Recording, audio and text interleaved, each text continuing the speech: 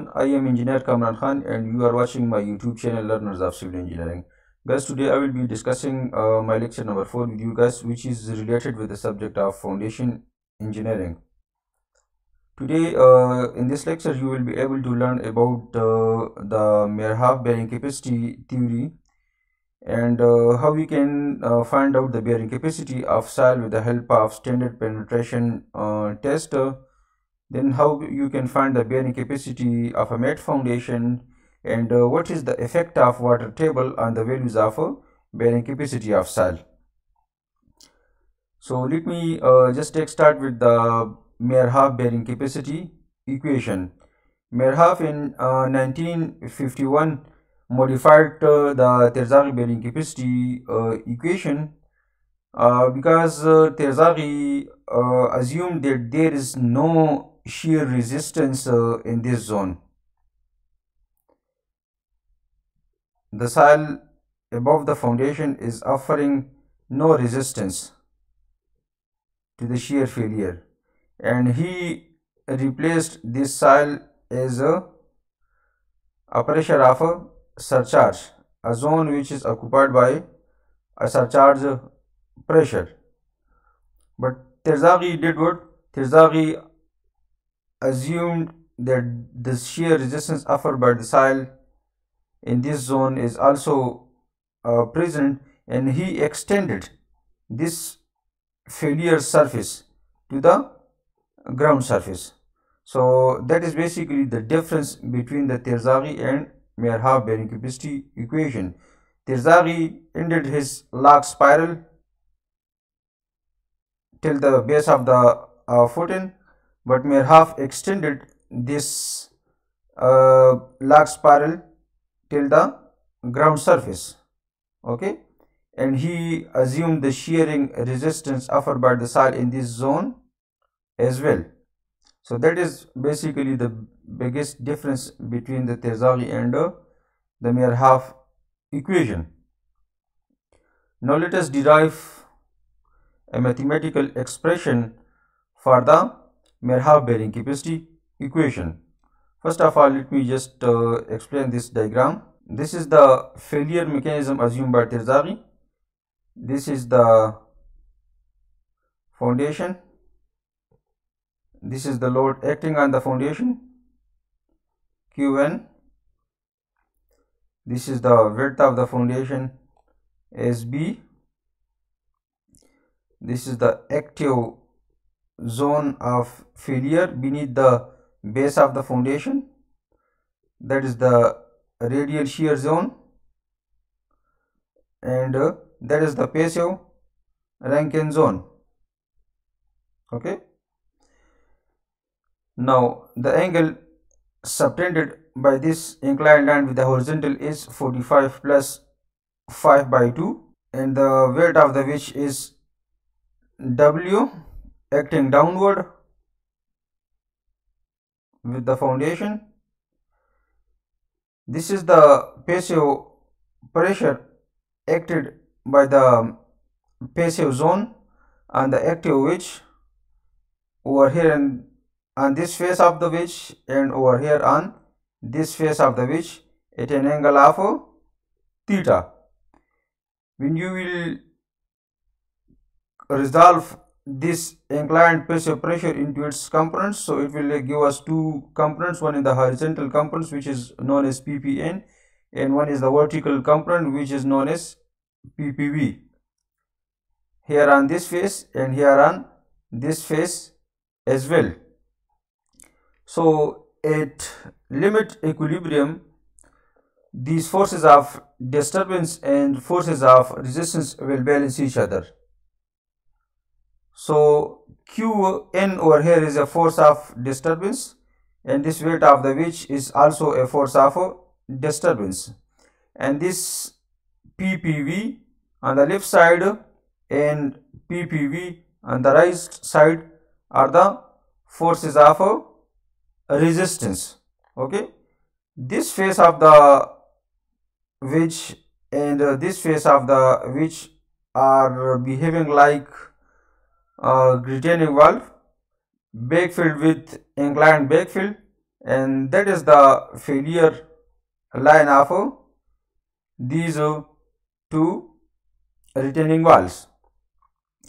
So when we will try to balance these forces of resistance and forces of disturbance, so we will use this equation. Summation of the forces acting in the y direction will be equal to 0, and these forces were given to us in 1856 by the Cagnan and Kerzel as Qu plus W will be equal to 2 PV, where Qu is the load of the foundation, W is the weight of the wedge, and PV are the forces of resistance offered by the passive zone of the foundation.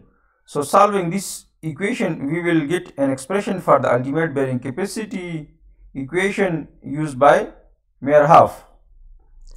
That is the final equation. Qu is equal to CNC dc SCIC plus gamma prime d NQ dq SQ IQ plus half of gamma B N gamma D gamma S gamma I gamma, in which NQ, NC, NQ, N gamma are bearing capacity factors, C is unit cohesion, SQ, SC, S gamma are shape factors, IQ, IC, I gamma are inclination factors, which are functions of an angle theta subtended by the loads acting on the foundation with the vertical.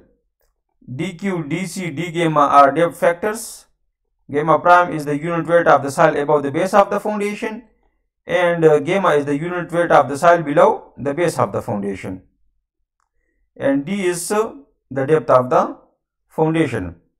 Now how we can find the bearing capacity factors? Bearing capacity factors again are the functions of a soil friction angle, and the expression for the NQ in this case is e power pi tangent phi tangent square 45 plus 5 by 2. For the NC is again NQ minus 1 cotangent of phi, and for the N gamma is NQ minus 1 tangent of 1.4 of phi. These values for the phi angle 0 will be N gamma will be 0, NQ will be 1, and NC will be pi plus 2, which will be equal to 5.14. So guys, this is how you can find the value of bearing capacity factors N gamma, NQ and NC. Now how you can find the values of shape factors? So SC for any angle phi is equal to 1 plus 0.2 kp into B by L, where B is the width of the foundation, L is the length of the foundation, and kp is the coefficient of passive earth pressure, and the expression for kp is this one, which is also a function of soil friction angle. Kp is equal to tangent square 45 plus 5 by 2. Now how you can find SQ and S gamma? For this I am having this relation 1 plus 0.1 kp into B by L. This equation is valid for soil friction angle equal to or greater than 10. The value of S gamma SQ will be equal to 1 when the angle of phi will be equal to 0. Now DQ, D gamma and DC are depth factors. DC can be found out with the help of this formula 1 plus 0.2 kp under the root df over B for any angle phi, where df is the depth of the foundation, B is the width of the foundation, and kp is the passive coefficient of the earth pressure. dq and d gamma will be equal to 1 plus 0.1 kp under the root into df by B for any angle equal to 10 or greater than 10. D gamma dq will be equal to 1 for phi equal to 0. Now the inclination factors I gamma, IQ and IC.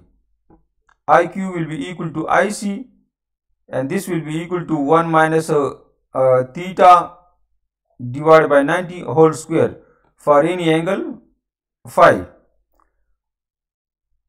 I gamma will be equal to 1 minus theta over phi whole power square for phi angle greater than 0. I gamma will be equal to 0 for phi not equal, for theta not equal to 0 and phi equal to 0. Now let us solve a numerical problem or the Merhab bearing capacity equation. Determine the allowable soil bearing capacity using Merhab bearing capacity equation. It is given that soil type is clay sand, cohesion is 20 kilonewton per meter square, phi is 20 degree, unit weight of soil is 17.5 kilonewton per cubic meter, 1.5 wide square footing, bottom of footing at 1 meter, below ground level factor of safety is 3, assume footing base and ground are horizontal. Okay, so the width of the foundation B is 1.5 meter and depth of the foundation is 1 meter. The factor of safety is 3.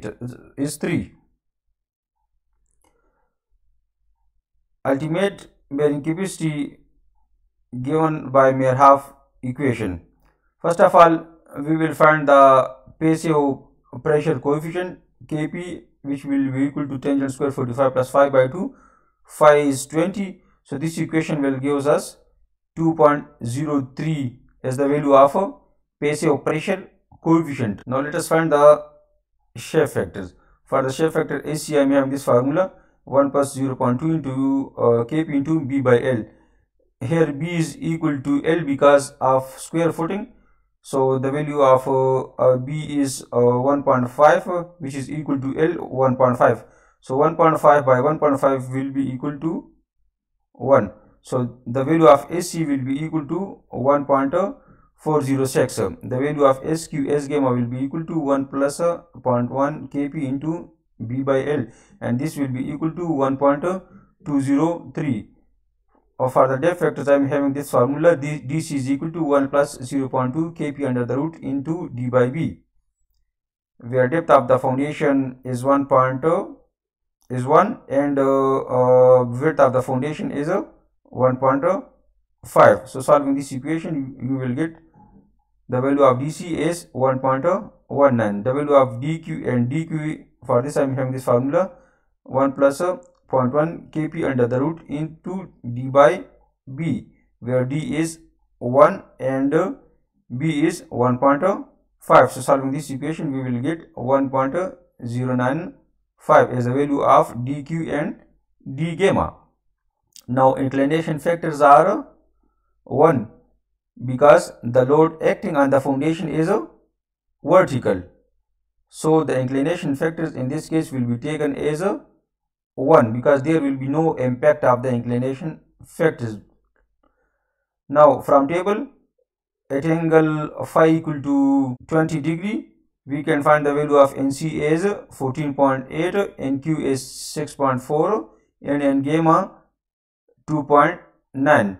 You can also use these formulas for the value of NQ, N gamma and NC. So guys, now putting all the data into the equation of Merhab, which is this one, the value of QU is 692.02 kilonewton per meter square. This is the ultimate value. If you want to convert this into the allowable value, we will divide the ultimate value by the factor of safety. So the factor of safety given to us is 3. So you will get the value of allowable soil bearing pressure as 230.61 kilonewton per meter square. So this is how you can find the value of allowable bearing capacity by using the equation of Merhab bearing capacity. Now let us discuss how we can find the bearing capacity of soil by using the values of SPT. As you guys know that standard penetration test gives us values of the standard penetration resistance of soil, which are represented by N. So this N is used as a very quickest tool for finding the bearing capacity and other soil parameters like soil friction angle and the density of soil in field. Because the values of SPTN are readily available everywhere you can use this test. Okay, the literature is so simple and the equipment is also not so expensive.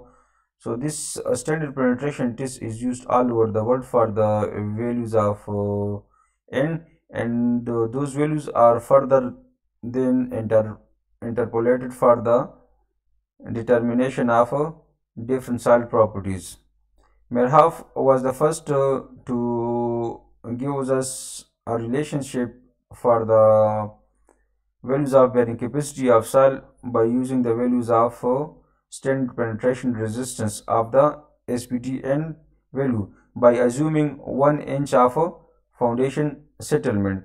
But later on, after the results of Bowles, or after the research of Bowles concluded that the values of the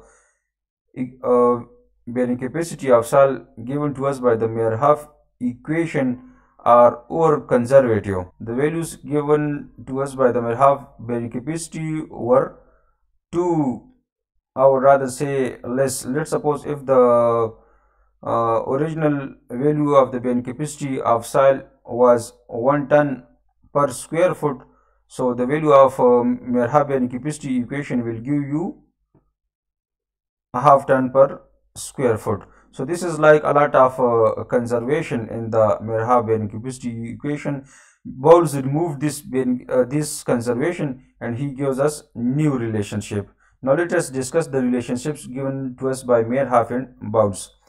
Bowles gives us this relationship that if the footing width is 4 feet or less, then you can use this equation for finding the allowable bearing capacity of soil, n by 4 divided by k. Now for footing width greater than 4 feet, he gives us this relation, n by 6 into b plus 1 by b square, n by 6 into b plus 1 by b whole square divided by k, where k is equal to 1 plus 0.33 into d by b. It should be equal or less than 1.33. If this equation will give you values of k greater than 1.33, then you will assume the value is equal to 1.33, meaning to say that 1.33 is the maximum value of k in order to be used in this particular equations. Now Bowles gives us this equation. If the foundation width is equal to or greater than is 4 feet or less, then QA will be equal to n by 2.5 divided by k. For footing width greater than 4 feet, he gives us this equation, n by 4 into b plus 1 divided by b whole square divided by k, where QA is the allowable soil bearing capacity in kips per foot square, n is the SPT number, b is the width of the foundation, and d is the depth of the foundation. Now let us solve a few numerical problems on this equation. The statement is determine the soil bearing capacity by SPT numbers. Soil SPT number is 10. Footing type 3 feet wide strip footing. Bottom of footing at 2 meter below ground surface. So width of the foundation is 3 foot and depth of the foundation is 2 feet. Estimate allowable soil bearing capacity based on first Merhoff and then Bowles.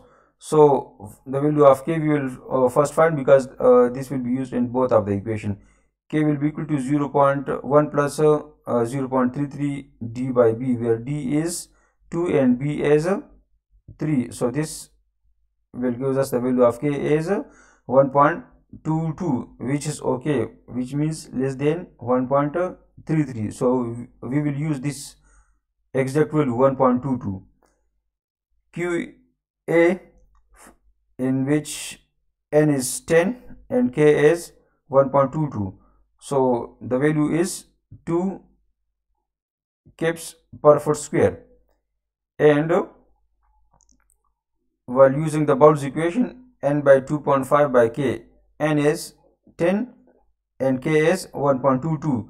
So the value is 3.33 kips per foot square. So now you can see that the value achieved where the Bowles equation is more as compared with the mere half.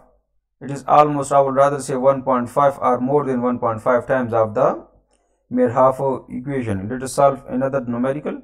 Soil SPT number is 20, footing type 8 feet wide, square footing, bottom of footing at 4 feet below ground surface. So depth of the foundation is 4 feet and width of the foundation is 8 feet. First of all, again we will find the value of k, which is equal to 1.17, which is okay. Then the mere half equation, n by 6 into b plus 1 by b whole square divided by k. K is 1.17, b is 8 feet and n is 20. So this will give us the value of bearing capacity is 3.6 kip per foot square, and the value of Bowles equation is n by 4 into b plus 1 by b whole square by k. This equation will give us value of bearing capacity is 5.4 kips per foot square. So this is how you can manipulate the equations of mere half and Bowles for the values of bearing capacity of soil via the SPT n numbers.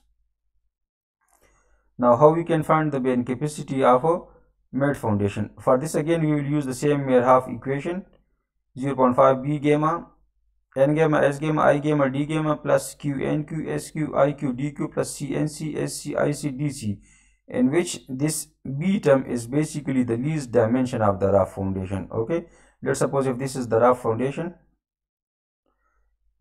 this is 50 feet and that is 40 feet.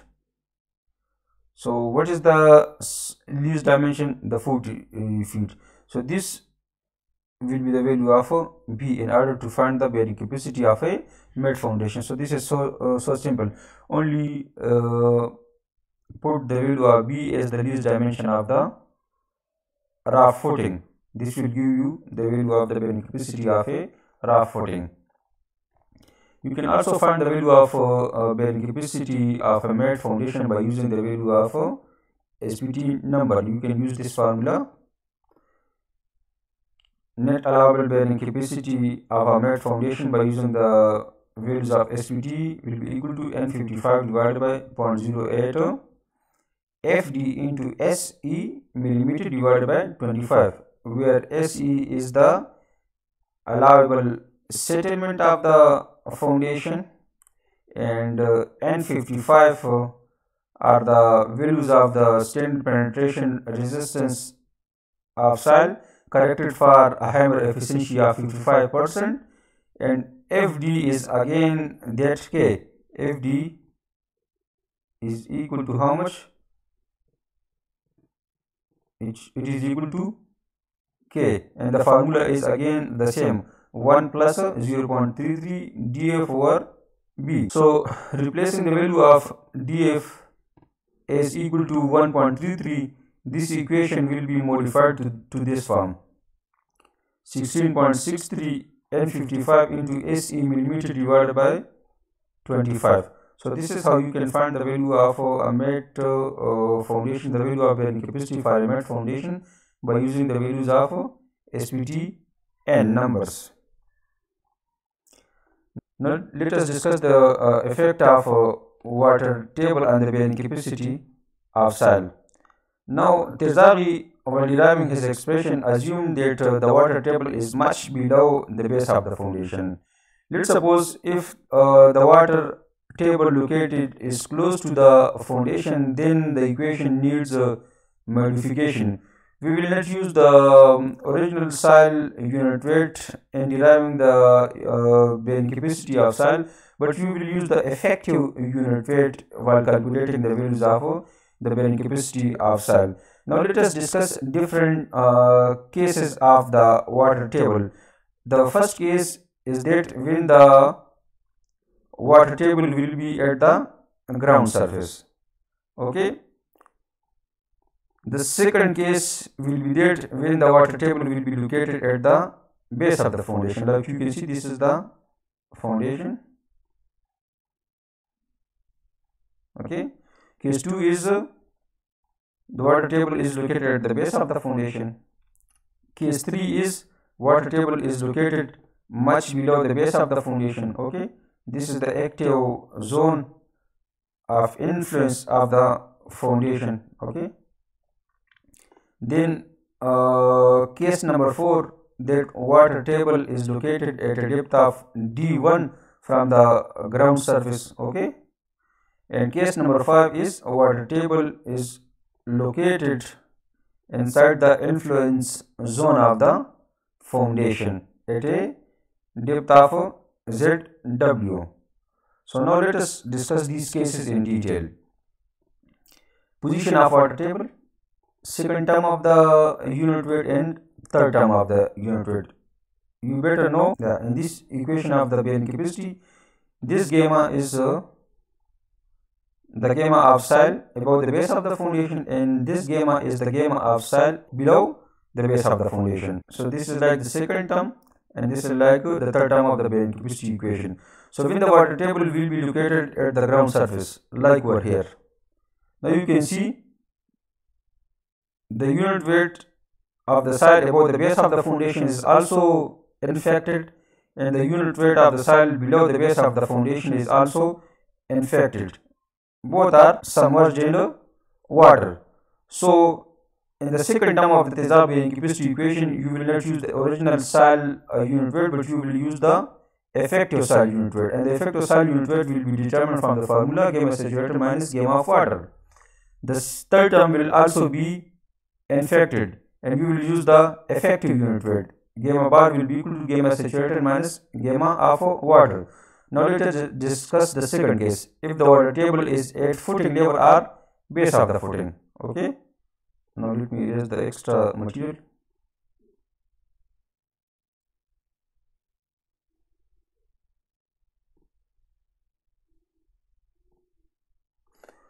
This is the second case when the water table is located at the base of the foundation. So now you can see this zone is dry. Okay, and this zone is wet. So the zone above the base of the foundation is dry, and the zone below the base of the foundation is wet. So the second term is not infected. Okay, it is dry, so you will use the original soil unit weight there, but the third term is infected. You will use the effective unit weight over here. Gamma bar will be equal to gamma saturated minus gamma w. Now let us discuss the third case. Water table below the wedge. Like this is the case.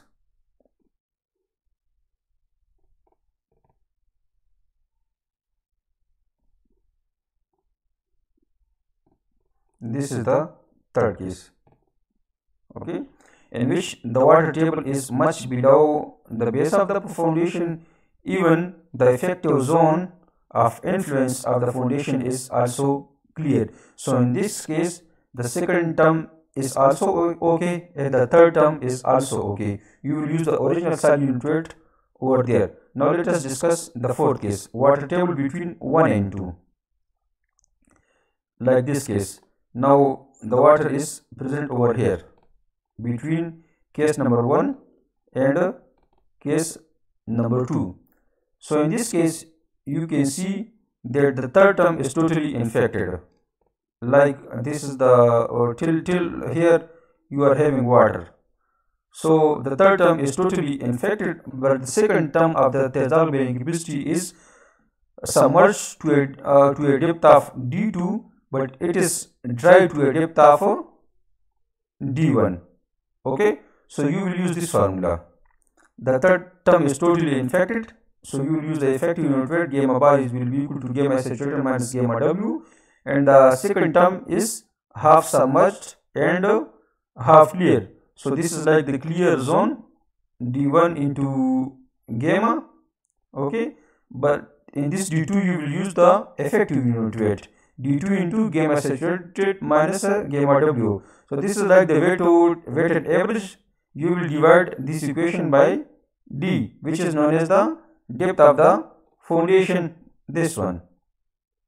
Okay, so the portion of the soil which is dry will be multiplied with the dry unit weight, and the portion of the soil which is wet will be multiplied with the effective unit weight. That is the big difference. Now let us discuss the fifth case, in which water table is located at a depth of ZW from the base of the footing. Like the water table is located in the zone of influence. That is the location of the water table. This is the zone of influence of the foundation, and this H can be easily determined by using this equation. H is equal to 0.5 B tangent of 45 plus 5 by 2, where phi is the soil friction angle and B is the width of the foundation. Now in this case, you can see that the second term of the territorial bearing capacity equation is totally dry, because the water table is located below the base of the foundation. Even the term, the portion of the soil located till a depth of ZW is also clear. The zone below this ZW is infected. Okay, so till here we will use the dry unit weight. After that you will use the effective unit weight. So the equation will be like this. The second term is totally clear, so you will use the original soil unit weight, and the third term is infected. So till this ZW you will use the original unit weight, then plus gamma saturated minus gamma of water will be used in how much length? H minus ZW. Like this is the total H, in which this ZW is the depth of the foundation. So H minus ZW will give you this length. Okay, H minus ZW will give you this length, which is infected. Okay, so H minus ZW into gamma bar divided by again the weighted average. So the whole equation will be divided by the value of H. So this is how you can find the value of effective unit weight of soil at different position of the water table. Gamma is the bulk unit weight, gamma saturated is the saturated unit weight of the soil, gamma submerged is equal to gamma bar, which is equal to the submerged unit weight of the soil, and the equation is gamma bar is equal to gamma saturated minus gamma of water. Now let us solve a numerical problem in which we will again consider different positions of the water table, and we will find the ultimate bearing capacity of soil. Given that unit weight of the soil is 18.1 kN per cubic meter, soil friction angle is 35 degree, C is 0, saturated unit weight of soil is 20.12 kN per cubic meter, depth of the foundation is 1.12 meter, width of the foundation is 2.5 meter, ZW is 1 meter, depth of water table from base of footing. What is required is the ultimate bearing capacity of the soil. Let us solve the numerical. For phi equal to 35 degree, bearing capacity factors will be equal to NC 57.8, NQ 41.4, N gamma is 42.4. The shape factors are for square footing is SC 1.3 and S gamma 0.8. Using the Zawi equation, Q ultimate is equal to CNC SC gamma prime DNQ plus half of gamma B N gamma S gamma. Position: water table at ground surface. So when the water table will be at ground surface, as I have discussed with you, this is the case, both the term will be infected. Okay, so in both the term you will use the effective unit weight. Effective unit weight is equal to gamma saturated minus gamma of water. Gamma saturated 20.12, gamma of water is 9.81. So gamma bar will be equal to 10.31 kN per cubic meter. Is C0, so the first term of the equation will become 0. The second term will be equal to gamma saturated minus gamma of water dNQ plus half of gamma saturated minus gamma of water B and gamma S gamma. So solving this equation, you will get the value of Q ultimate is 906.6 kN per meter square. Now let us solve for position number 2 when the water table will be located at the base of the footing. In this case, as I have discussed with you, the second term is clear and the third term is infected. Okay, so putting values into that particular equation, you will use the value of the ultimate bearing capacity of a soil. Now position number 3, when the water table is much below the base of the foundation, then none of the two terms are affected. Like you can see in this case, water table much below the base of the foundation, so both the terms are clear. Okay, so this is also wrong. You will not use the gamma associated minus gamma of what, but you will use the original gamma. Okay, like here, and you use the original gamma like here. You will not use this equation, you will use only the gamma. So you will get the value of the ultimate bearing capacity is 1591 kilonewton per meter square. Third term, position number 4. Third term will be fully affected and second term will be partially affected, like this case, the fourth case. So this is the fourth case, in which third term will be fully infected and the second term will be partially infected till a depth of d2. So this will be the equation: d1 into gamma, d2 into gamma saturated minus gamma of water. d1 is equal to 0.6 and d2 is equal to 0.5. Okay, so after solving this, you will get the value of the ultimate bearing capacity as 1100 kilonewton per meter square. Position number 5, second term will be affected. Now let's just discuss the position number 5. That is the position number 5. Second term is totally clear and third term is partially infected till a depth of h minus zw. The value of zw is 1 meter and the value of h you can find easily with the help of 0.5 b into tangent of 45 plus 5 by 2. So putting all the values in this particular equation, you will get the value of ultimate bearing capacity for this case is 1400 kilonewton per meter square. So guys, that was all about my today's lecture. I hope this video was useful for you. Can you like and share this video and subscribe the channel so that you will not miss any future updates. Thank you.